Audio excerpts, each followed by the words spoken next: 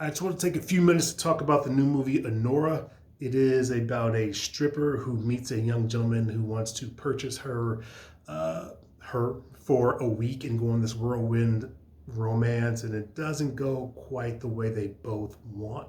Um, I rented this movie, watched it at home, and on first viewing, I liked it.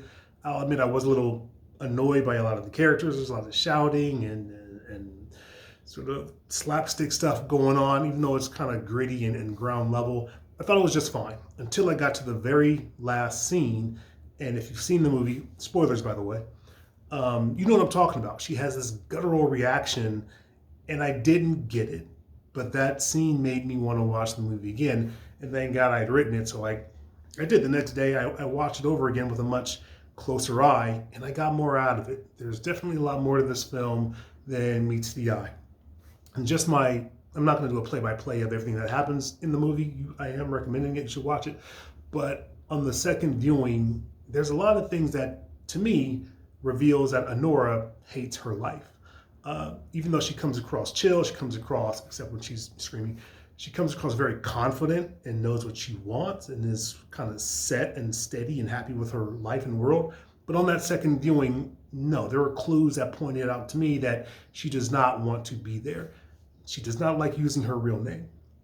She speaks fluent Russian, but she doesn't like to because it reminds her of her grandmother who taught her how to speak Russian. And even though she clearly is a sex worker and a good one at that, she knows her business, she acts very aggressively anytime someone refers to her as a sex worker or a prostitute. And then we go through the points of the movie and you get to that end and jumping back. These two characters, Honora and Vanya, they are, in my opinion, each other's vice. What they are doing is trying to distract themselves from their reality by, using sex and drugs and money and each other to do that. What Vanya gave Anora was the audacity of hope that she could leave that life and grow and lean into something else. It seemed to be just about the money, and maybe that too, but also I just think she was trying to run away from the person she had become. And Vanya was clearly not wanting to grow up and go back to Russia and join the family business. He was distracting himself the whole movie with video games, drugs, and sex. So they were kind of using each other for that space. And then when the outside forces pulled them apart, Vanya's family and the goons and all that, you could see how desperate they were not to go back to those lives. That scene in the car at the end told me that Anora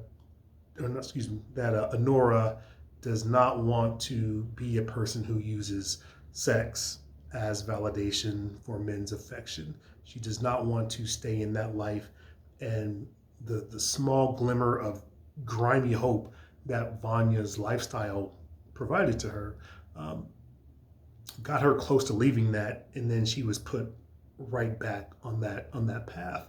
And that's why she broke down and had that cathartic release. It was the sobering realization that I hadn't moved, but I allowed myself to feel.